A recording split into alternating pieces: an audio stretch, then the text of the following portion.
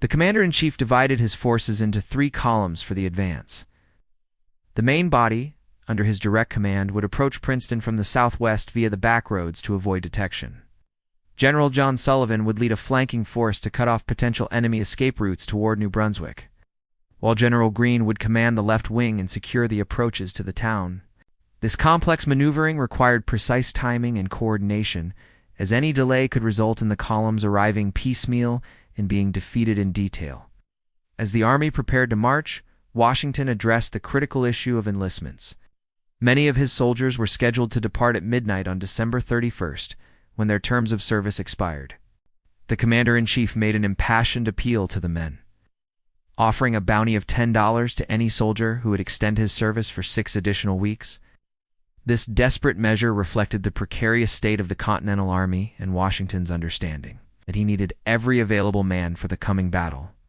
The march would begin under cover of darkness on the night of January 2nd, 1777. Washington's army would leave their campfires burning and maintain the appearance of a normal encampment while secretly departing via back roads toward Princeton. The deception needed to hold until daylight, giving the Americans a crucial head start before British scouts could detect their movement and alert enemy forces. The clock struck midnight on January 2nd, 1777, as Washington's Continental Army began their perilous march toward Princeton. The temperature had plummeted well below freezing, and the roads were slick with treacherous ice that threatened to send men and artillery pieces sliding into ditches. The commander-in-chief rode at the head of his main column, his breath visible in the bitter air as he urged his soldiers forward through the darkness. The army moved in near-complete silence, with strict orders against talking or lighting torches that might alert British patrols.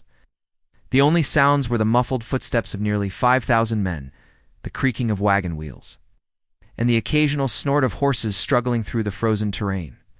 Washington had chosen this route specifically to avoid the main roads where enemy scouts might detect their movement. But the back roads proved even more challenging for his exhausted troops. Many of the soldiers were barefoot, their feet wrapped in strips of cloth that provided little protection against the frozen ground. Bloodstains marked their path through the snow, a grim testament to the sacrifices these men were making for the cause of independence. Officers moved up and down the columns, encouraging stragglers and helping soldiers who had collapsed from exhaustion. The army was pushing itself to the very limits of human endurance. But Washington knew that speed was essential to the success of his plan. Artillery proved the most challenging aspect of the march. Captain Alexander Hamilton's battery struggled to maneuver their cannons up steep hills and across frozen streams. The young officer, who would later become the first Secretary of the Treasury, demonstrated the leadership qualities that would make him indispensable to Washington throughout the war. His men worked tirelessly to keep the guns moving, understanding that artillery support would be crucial in the coming battle. The deception back at Trenton was holding. Washington had left behind a skeleton force to maintain the campfires and create the illusion that the Continental Army remained in position. Local loyalists who might have reported American movements to the British were unaware that the main force had departed. This careful planning bought precious hours for Washington's columns to reach their objective before dawn. As the night wore on, the physical toll on the soldiers became increasingly apparent. Men stumbled and fell, some too exhausted to continue. Officers made difficult decisions about whether to leave stragglers behind or risk the entire operation by slowing the march. Washington himself dismounted several times to help soldiers who had collapsed, demonstrating the personal leadership that inspired such devotion among his troops. The commander-in-chief's tactical plan required all 3 columns to reach their designated positions by dawn. Any delay could result in the enemy detecting their approach and preparing defensive positions. Intelligence suggested that British forces in Princeton were not expecting an attack. But Washington understood that professional soldiers could quickly organize an effective defense if given sufficient warning. Navigation in the darkness proved challenging despite the presence of local guides. The frozen landscape looked different at night, and several wrong turns cost valuable time. Washington's frustration was evident, but he maintained his composure and continued to push his men forward. The fate of the revolution might well depend on reaching Princeton. Before the enemy could react to their approach, by 4 o'clock in the morning, the leading elements of Washington's army were approaching the outskirts of Princeton. The town lay silent in the pre-dawn darkness, its inhabitants unaware that American forces were closing in on the British garrison. The soldiers fixed bayonets and prepared their muskets, knowing that within hours they would either achieve another stunning victory or face potential annihilation at the hands of a superior enemy force. The first pale light of January 3, 1777, crept across the frozen landscape as Washington's army took their final positions around Princeton. The commander-in-chief surveyed the sleeping town through his spyglass, noting the British sentries at their posts and the smoke rising from chimneys, where enemy soldiers were preparing their morning meals.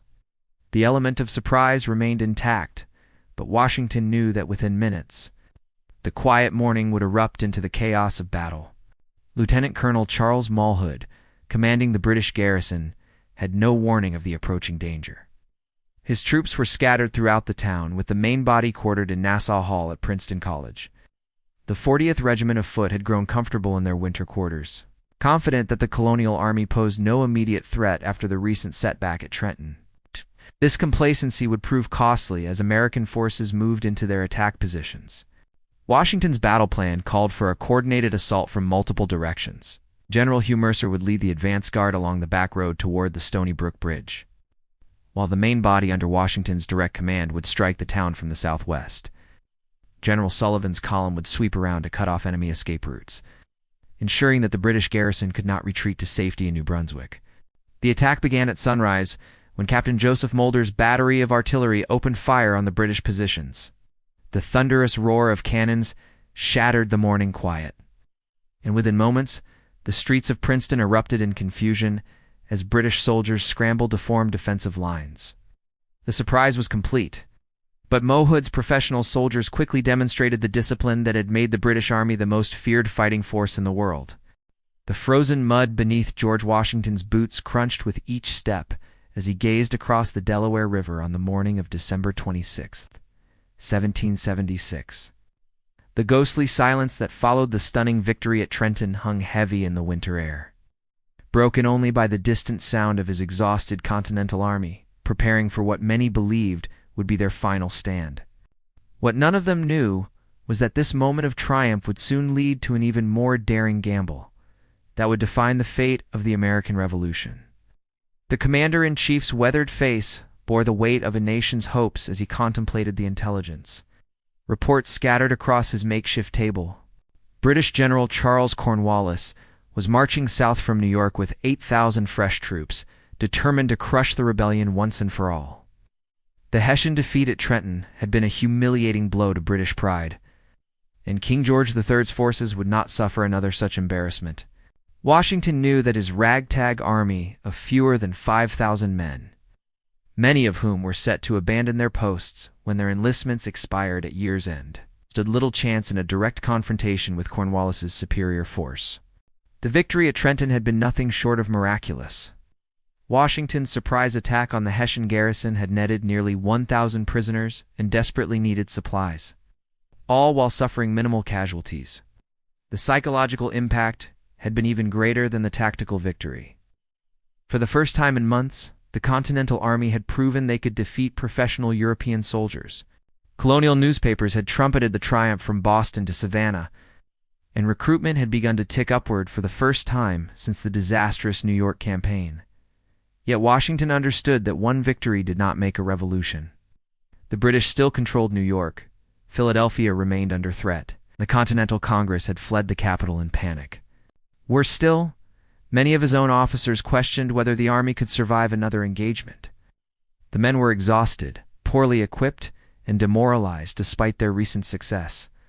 Their uniforms were little more than rags, their feet wrapped in blood-stained cloth, their bellies empty more often than not. As Washington studied the maps of central New Jersey, a bold plan began to form in his mind. Rather than retreat across the Delaware as his advisors urged, he would strike again. The element of surprise had served them well at Trenton, and perhaps it could work once more. Intelligence suggested that British forces were scattered across New Jersey in winter quarters. Confident that the colonial army posed no immediate threat, if Washington could move quickly and strike before the enemy could consolidate, he might achieve another stunning victory. The plan was audacious to the point of madness. Washington would march his army northeast toward Princeton, where a British garrison of approximately 1,200 men, under Lieutenant Colonel Charles Malhood, held a strategic position. The town controlled the vital road network between New York and Philadelphia, making it a crucial objective. More importantly, a victory at Princeton would demonstrate that Trenton had been no mere fluke, potentially inspiring more colonists to join the cause and convincing European powers that the American rebellion was worth supporting. Time was running short. Cornwallis was expected to reach Trenton within days, and the enlistments of many Continental soldiers would expire with the new year. Washington had perhaps 48 hours to execute his plan before his window of opportunity closed forever. The fate of the revolution hung in the balance, and the commander-in-chief was preparing to stake everything on one final roll of the dice. The bitter wind of December 30th, 1776, whipped across the New Jersey countryside as Washington's army prepared for what would become one of the most crucial marches in American history. The commander-in-chief had made his decision. Rather than retreat to safety, he would advance deeper into enemy territory. The audacity of the plan left even his most trusted officers speechless, but Washington's determination was unshakable. He had learned from the victory at Trenton that bold action, executed with precision and speed, could overcome seemingly impossible odds. Major General Nathaniel Greene, one of Washington's most reliable commanders, expressed the concerns shared by many in the officer corps. The men were exhausted from the Trenton operation, supplies were critically low, and intelligence reports indicated that British forces throughout New Jersey were now on high alert. Yet Washington remained convinced that these very factors worked in his favor. The enemy would expect him to retreat, not advance. This psychological advantage, combined with the element of surprise, could prove decisive. According to historical accounts documented in the Pennsylvania Gazette, Washington's strategic thinking at this crucial juncture reflected his understanding that the revolution could not be won through defensive tactics alone. The Continental Army needed to seize the initiative and maintain momentum, even at considerable risk. The commander-in-chief recognized that public morale, international perception, no military recruitment, all depended on demonstrating that American forces could achieve consistent victories against professional European armies. The logistics of the operation presented enormous challenges. Washington's army would need to move approximately 12 miles from Trenton to Princeton, while avoiding detection by British patrols and local loyalists, who might alert the enemy. The roads were treacherous, covered with ice and snow that made rapid movement difficult. Artillery pieces would need to be transported across frozen streams and up steep hills, all while maintaining the silence necessary for a surprise attack. Intelligence gathering proved crucial to the operation's success. Washington's network of spies and local sympathizers had provided detailed information about British dispositions around Princeton. The main enemy force consisted of the 40th Regiment of Foot under Lieutenant Colonel Charles Malhood, supported by elements of the 55th Regiment and local loyalist militia. These troops were billeted in and around the town, with their main position at Princeton College, now known as Princeton University. General Mercer's advance guard encountered the first serious resistance near the Stony Brook Bridge.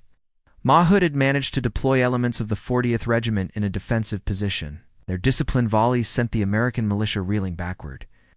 Mercer himself fell mortally wounded in the initial exchange, his death sending shockwaves through the American ranks. For a terrifying moment, it appeared that the attack might collapse before it had truly begun. Washington recognized the critical nature of the situation and personally led a charge to restore the American advance. The commander-in-chief, mounted on his white horse, rode directly into the line of fire, rallying his men with his personal courage. "Parade with us, my brave fellows," he shouted, his voice carrying across the battlefield. "There is but a handful of the enemy, and we will have them directly." His presence on the front lines inspired the Continental soldiers to resume their attack with renewed determination. The battle now raged across multiple fronts as American forces pressed their assault against British positions throughout the town. Captain Hamilton's artillery battery unlimbered their cannons in the town square and began directing devastating fire against Nassau Hall, where British soldiers had taken refuge. The young artillery officers' precise gunnery forced the enemy to abandon their stronghold and retreat toward the main road. British resistance began to crumble as American pressure mounted from all directions. Malhood's men, though brave and disciplined, were overwhelmed by the coordinated assault. the lieutenant colonel attempted to rally his forces for a counterattack. But the American advance had gained too much momentum. Sullivan's flanking movement had successfully cut off the main escape route, forcing British soldiers to retreat through the countryside in small groups. The fighting in Princeton's streets was intense but brief. American soldiers, many of whom had endured months of retreat and defeat, fought with the fury of men who finally saw victory within their grasp. The British garrison, caught completely off guard, could not organize an effective defense against the multi-pronged assault. Within 2 hours of the initial attack, organized resistance had collapsed and American forces controlled the town. The smoke of battle hung heavy over Princeton as the last British resistance crumbled on the morning of January 3, 1777. Washington's gamble had paid off spectacularly, delivering another stunning victory that would reverberate throughout the American colonies and across the Atlantic to the courts of Europe. The commander-in-chief surveyed the battlefield with grim satisfaction, knowing that his army had achieved something remarkable against overwhelming odds. The casualties told the story of a complete American victory. British losses included approximately 100 killed and wounded, with nearly 300 taken prisoner. Among the captured were several officers of the 40th Regiment. His professional military knowledge would prove valuable to American intelligence efforts. In contrast, Continental Army losses were remarkably light, with fewer than 40 killed and wounded. Though the death of General Hugh Mercer represented a significant blow to Washington's officer corps, Lieutenant Colonel Mohood had managed to escape with a portion of his command, retreating toward New Brunswick where British reinforcements were stationed. However, the core of the Princeton garrison had been eliminated as an effective fighting force. The psychological impact of the defeat would prove even more damaging than the tactical loss, as news of yet another American victory spread throughout the region. The capture of Princeton provided Washington's army with desperately needed supplies and equipment. British stores included muskets, ammunition, food, and clothing that would help sustain the Continental Army through the remainder of the winter. Perhaps more importantly, the victory demonstrated that Trenton had been no mere fluke. The Continental Army had proven capable of defeating professional European soldiers in consecutive engagements, a feat that would have seemed impossible just weeks earlier. Washington understood that he could not remain in Princeton for long. General Cornwallis was approaching with a much larger force. The commander-in-chief had no intention of allowing his army to be trapped in the town. After securing the most valuable, captured supplies, Washington ordered his forces to march toward Morristown, where the Continental Army would establish winter quarters in the hills of northern New Jersey. The strategic implications of the Princeton victory extended far beyond the immediate tactical success. Washington had demonstrated that the Continental Army could not only survive, but actually seize the initiative from British forces. The twin victories at Trenton and Princeton had cleared most of New Jersey of enemy garrisons, forcing the British to concentrate their forces in New York and abandon their plans for winter operations in the region. News of the victory spread rapidly throughout the American colonies, carried by riders who braved winter weather to deliver the extraordinary news. Colonial newspapers, which had been filled with reports of American defeats for months, suddenly had triumphant headlines to celebrate. The Pennsylvania Journal proclaimed the victory as evidence that divine providence continues to smile upon the American cause. Reflecting the religious interpretation many colonists placed on recent events, the impact on recruitment was immediate and dramatic. Young men who had been reluctant to join the Continental Army now flocked to recruitment stations, inspired by reports of American victories. The success at Princeton, combined with the earlier triumph at Trenton, had restored confidence in Washington's leadership and the viability of the independence movement. Militia units throughout New Jersey began to harass British supply lines and isolated garrisons, creating a hostile environment for enemy forces. International observers took notice of the American victories as well. French officials, who had been watching the rebellion with interest but had remained officially neutral, began to reconsider their position. The defeats at Trenton and Princeton suggested that the American colonists might actually be capable of sustained resistance against British rule. This assessment would prove crucial in securing French support for the American cause. Though formal alliance would not come for another year, perhaps most importantly, the victory at Princeton had saved the Continental Army from potential dissolution. Many enlistments had expired on December 31st, and without a dramatic success to maintain morale, the army might have simply melted away during the winter months. Washington's bold gamble had not only preserved his force, but had positioned it for continued operations in the coming year. The reverberations of Washington's victory at Princeton echoed through the halls of power on both sides of the Atlantic. As winter deepened in early 1777, in London, news of the defeat reached King George III and his ministers with the force of a thunderbolt, shattering their assumptions about the nature of the American rebellion. What had begun as a simple police action to suppress colonial unrest had evolved into something far more dangerous and complex. British military leadership found itself forced to completely reassess their strategy in North America. General William Howe, commanding British forces in New York, had confidently predicted that the rebellion would collapse during the winter months as American forces dispersed to their homes. The twin victories at Trenton and Princeton had shattered this assumption, demonstrating that Washington's Continental Army remained a viable fighting force, capable of offensive operations even in the depths of winter. The psychological impact of the defeats resonated throughout the British military hierarchy. Professional soldiers who had served in Europe's most prestigious regiments now found themselves questioning whether traditional European tactics were suitable for warfare in North America. The American colonists had proven capable of achieving surprise, maintaining discipline under fire, and executing complex tactical maneuvers that rivaled anything seen on European battlefields. Lord George Germain, the British Secretary of State responsible for prosecuting the war in America, faced mounting criticism in Parliament. Opposition members seized upon the Princeton defeat as evidence of ministerial incompetence and demanded a thorough investigation into the conduct of military operations. The political pressure would eventually force significant changes in British strategy, though these would not become apparent for several months. According to documentation preserved in the British National Archives, the defeat at Princeton convinced many British officials that the American rebellion could not be suppressed through conventional military means alone. The colonists had demonstrated remarkable resilience and fighting capability, suggesting that the conflict would require a much larger commitment of resources than originally anticipated. This realization would ultimately contribute to Britain's decision to seek European allies in the war against America. The impact on American morale extended far beyond the immediate military consequences. Colonial newspapers from Boston to Savannah trumpeted the victories as evidence that divine providence favored the American cause. The Pennsylvania Gazette published detailed accounts of the battle, emphasizing Washington's personal courage and the discipline of Continental soldiers.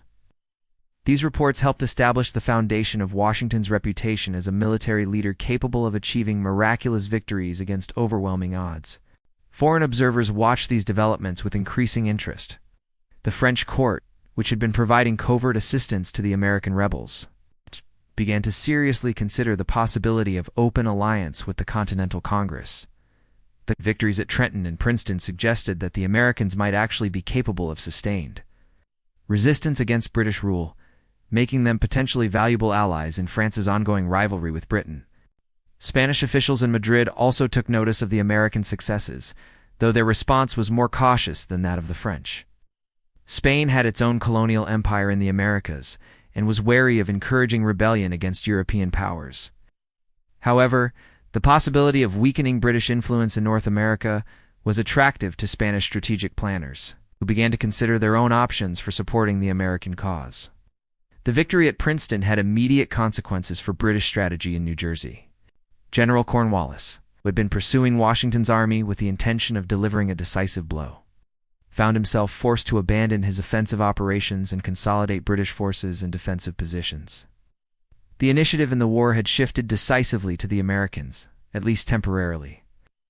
Washington's success also had profound implications for the internal politics of the Continental Congress. Many delegates who had questioned the commander-in-chief's leadership now found themselves forced to acknowledge his strategic brilliance. The victories had not only saved the Continental Army, but had potentially saved the entire independence movement from collapse. Congressional support for continued military operations increased dramatically, paving the way for expanded recruitment and improved supply efforts. The battle's aftermath also demonstrated the importance of effective propaganda in revolutionary warfare. Washington and his advisors understood that military victories needed to be translated into political and psychological advantages. The careful management of news about Princeton and Trenton helped maximize their impact on public opinion both in America and abroad. The winter campaign of 1776–1777 would be remembered as the moment when the American Revolution truly began to take shape as a viable independence movement. Washington's victories at Trenton and Princeton had transformed a desperate retreat into a stunning offensive that caught the British Empire off guard and inspired a continent. As the Continental Army settled into winter quarters at Morristown, the full implications of these 10 days that changed American history were beginning to unfold. The immediate military consequences of the Princeton victory were profound and lasting. British forces in New Jersey, which had controlled most of the colony just weeks earlier, now found themselves confined to a few heavily fortified positions. The countryside had turned hostile, with local militia units emboldened by American success to launch raids against British supply lines and isolated garrisons.